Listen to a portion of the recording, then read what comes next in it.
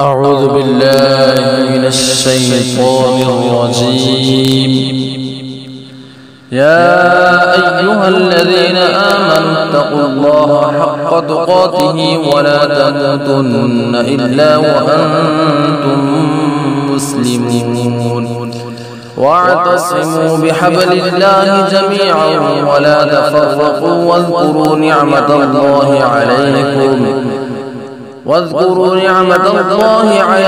إذ كنتم أعداء فألف بين قلوبكم فأصبحتم بنعمته إخوانا فكنتم على شفا حفرة من النار فأنقذكم منها كذلك يبين الله لكم آياته لعلكم تهتدون.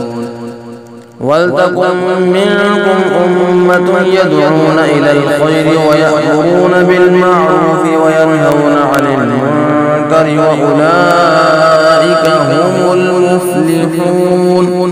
ولا تكونوا كالذين تفرقوا واختلفوا من بعد ما جاءهم البينات وأولئك لهم عذاب عظيم.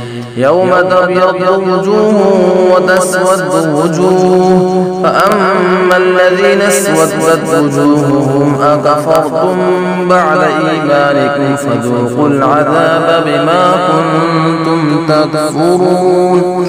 وأما الذين ابيضت وجوههم ففي رحمة الله هم فيها خالدون.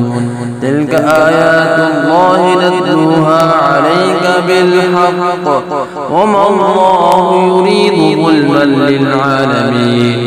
ولله ما في السماوات وما في الأرض وإلى الله ترجع الأمور.